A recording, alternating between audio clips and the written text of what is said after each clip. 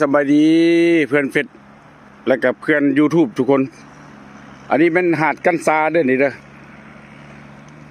เอาลงมาดินแคมน้ำมันจะเป็นยามแรกเนาะเมืองหาดกันซาหรือว่าลงไปใต้เป็นบ้านหอมทินเพียแต่ฝั่งนี้จะเป็นบ้านโพ้นสาฝั่งไทยคันเครื่องบ้านหอมจะเป็นบ้านเวียงบ้านนั่นท่าบักเฟือง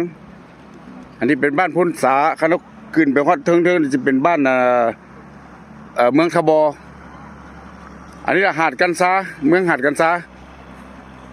เป็นเมาหินเอาทรายอยู่นี่น้ำเขียวงามหาดกันซาอันนี้แถวบ้านโน้นตัน หรือบ้านไม่ก่อนไม่ยังโน้นตาลแล้วก็ไม่ใช่อีกอันเสียงดานี่แหละคนพาลูกพาหลานมาเที่ยวมาลินเนาะนี่แหละบ้านหาดกันซาโอ้เต้นน้ำนี่เวิร์นขังเนาะมีคนมาลอยมาลินน้ำโอ้เขาจะลินน้ำมึงเด้อคิดฮอดสมัยตะกี้ตึกเบ็ดตะกี้น่ะบอกมันเดือนนี้มันน้ำใสเลยขั้นพวกเจ้าสิมาเดือนนั้น11 เดือน12น้ำจะขุ่นบ่ต้องลงไปเลิกเด้อน้ำมันเวิร์นแห้ง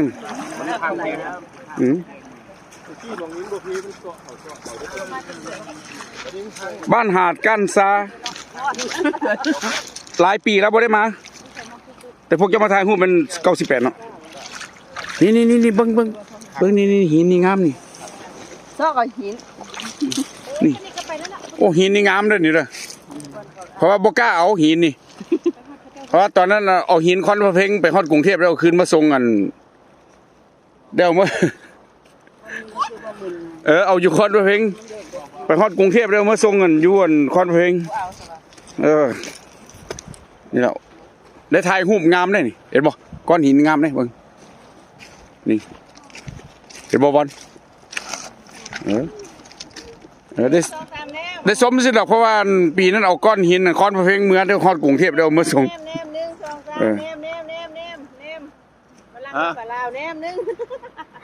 เป้ากันไหมแม่นวะโอ้เอา1 2 3 4 5นับบ่ฮอด3บ่ฮอด4พวกเจ้า